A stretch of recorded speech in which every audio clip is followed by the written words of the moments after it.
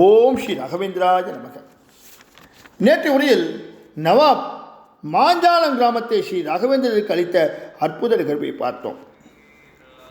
பிறகு திவான் வெங்கண்ணாவை பிருந்தாவன பிரவேசம் நிகழ்த்துவதற்கான அனைத்து ஏற்பாடுகளையும் ஸ்ரீ ராகவேந்திரருக்கு உதவுமாறு கேட்டுக்கொண்டு அங்கிருந்து விடைபெற்ற நிகழ்வையும் பார்த்தோம்.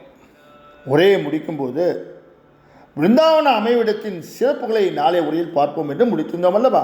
வாருங்கள் உரைக்குள் செல்லலாம். ஸ்ரீ ஸ்ரீ ராகவேந்திர சுவாமிகள் மாஞ்சாலம் கிராமத்துக்கு செல்வதற்கான ஏற்பாடுகளை கவனிக்க துவங்கினார். நவாப் சித்தி மசூத் கானின் அன்பு கட்டளைப்படி திவான் வெங்கண்ணா ஸ்ரீசாமிகளுடைய பெரும்பாலான நேரங்களில் இருந்தார். அதே சமயம் தன்னுடைய ராஜ்ய பரிபாலனத்திலும் குறை வைக்கவில்லை. ஸ்ரீசுவாமிகள் ஒரு திவ்யமான தினத்தில் மாஞ்சாலம் கிராமத்தில் தனது திருப்பாதங்களை பதித்தார். மற்றவர் கண்களுக்கு மாஞ்சாலம் ஒரு பீடபூமியாக தென்படலாம். ஆனால் அதன் மகிமைகள் கொஞ்சமா நஞ்சமா அவற்றையெல்லாம் நாம் இப்போது பார்க்க இருக்கின்றோம். ஸ்ரீசுவாமிகளின் குலதெய்வம் திருமலை வேங்கடநாதர். ஸ்ரீசுவாமிகள் வேங்கடநாதராக அவதரித்ததே வெங்கடாஜலபதியின் அருளால் தானே. முற்பிறவில் ஸ்ரீசுவாமிகள் ஸ்ரீ வியாசராஜராக அவதரித்த போது சுமார் 12 ஆண்டுகள் திருமலையிலே பூஜைகள் செய்திருக்கின்றார் அல்லவா? அப்படிப்பட்ட நமது குலதெய்வமான வெங்கடாஜலபதிக்கு மாஞ்சாலம் கிராமத்தில் ஆலயம் ஒன்று நிறுவ திட்டமிட்டார். அதன்படி அழகான ஒரு ஆலயத்தையும் நிர்மாணித்தார். மாலை நேரங்களில் அல்லது ஓய்வு நேரங்களில் மாஞ்சாலம் கிராமத்தை சுற்றி வருவது ஸ்ரீ ராகவேந்திரன் வழக்கமாக இருந்தது. சில சமயங்களில் திவான் வெங்கண்ணரும் உடன் செல்வதுண்டு. அவ்வாறு ஒரு நாள் இருவரும் சென்று கொண்டிருந்த போது, சுவாமி, எனக்கு ஒரு சந்தேகம் என்றார். என்ன வெங்கண்ணா, கேள். மாஞ்சாலம் கிராமம் அவ்வளவு செழிப்பானது இல்லை என்று அன்று நான் சொன்னபோது, மாஞ்சாலம் அப்படிப்பட்டதல்ல, அதையே நான் குறிப்பாக கேட்பதற்கு பல காரணங்கள் இருக்கின்றது, சமயம் வரும்போது சொல்கின்றேன் என்று சொன்னீர்கள் அல்லவா? ஆம், அது என்ன என்று கேட்கின்றாயா? ஆவலாக இருக்கின்றது சுவாமி. இன்று நாம் சென்று கொண்டிருப்பதே அதற்காகத்தான் என்று ராகவேந்திரர் சொன்னதும் திவானின் முகத்தில் பரவசம் பரவலாயிற்று. இருவரும் பேசியவாறே துங்கபத்ரா நதிக்கரைக்கு வந்தார்கள். அந்த நதி தீரத்தில் ஒரு குறிப்பிட்ட இடத்தில் ஸ்ரீ ராகவேந்திரன் நின்றார். திவான் வெங்கண்ணரை பார்த்து, வெங்கண்ணா, இந்த இடத்தை அகழ்ந்தெடுப்பதற்கு ஏற்பாடு செய்ய வேண்டும் என்று குறிப்பிட்ட இடத்தை சுட்டிக்காட்டினார் ஸ்ரீசுவாமிகள்.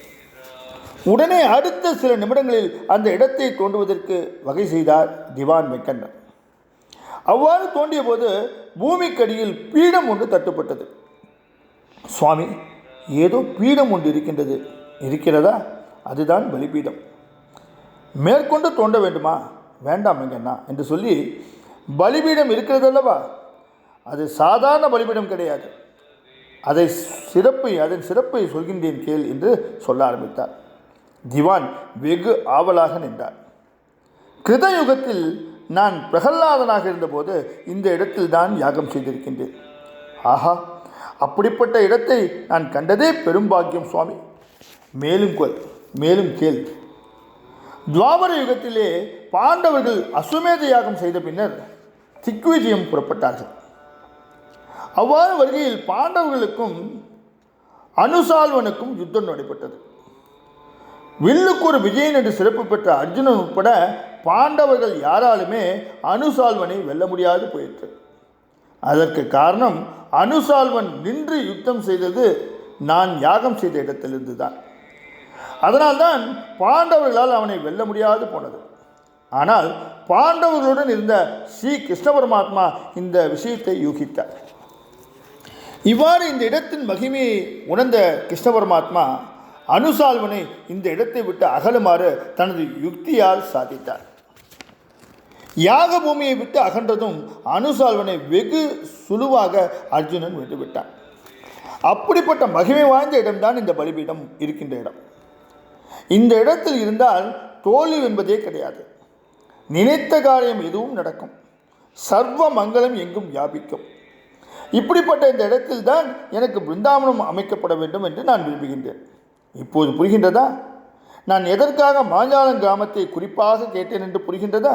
ஸ்ரீ ராகவேந்திர சுவாமிகள் கூறி முடித்ததும் கூட திவான் வெங்கண்ணர் மெய்மறந்து கேட்டுக்கொண்டே இருந்தார். அவர் முடித்த நிகழ்வு கூட அவருக்கு தெரியவில்லை. வெங்கண்ணா என்று ஒன்றுமே பேசாமல் நின்றிருந்த வெங்கண்ணாவை கூப்பிட்டார். சுவாமி. தன்னிலைக்கு வந்தார் வெங்கண்ணர். உடலை ஒரு உரை சிலிர்த்து கொண்டார். பின்னர், சுவாமி, மேற்கொண்டு என்ன செய்ய வேண்டும் என்பதை சொன்னால் உடனே செய்ய காத்திருக்கின்றேன் என்று உணர்ச்சி வசத்தோடு சொன்னார். சரி வெங்கண்ணா என்று சொல்லி தனக்கு பிருந்தாவனம் அமைக்க எதை போன்ற கல்லை கொண்டு வர வேண்டும், எப்படி அமைக்க வேண்டும் என்பன போன்ற விவரத்தை எல்லாம் திவான் வெங்கண்ணரிடம் சொல்ல ஆரம்பித்தார் ஸ்ரீ சுவாமிகள். அப்படியே செய்கின்றேன் என்றார் திவான். ஸ்ரீ சுவாமிகளின் மனதில் வேறொரு எண்ணம் உதித்தது. மாஞ்சாலம் கிராமத்தை நவாபிடமிருந்து பெற்றுள்ள போதிலும் அந்த ஊர் கிராம தேவதையிடம் ஒப்புதல் பெற சித்தம் கொண்டார். அதன்படி அடுத்த நாளே ஸ்ரீ மாஞ்சாலி அம்மனை வேண்டி துதித்தார். அப்போது ஒரு அற்புதம் நிகழ்ந்தது. அது என்ன அற்புதம்? நாளைய உரையில் பார்ப்போமா? ஓம் ஸ்ரீ ராகவேந்திராய நமக. ஓம் ஸ்ரீ ராகவேந்திராய நமக. ஓம் ஸ்ரீ ராகவேந்திராய நமக.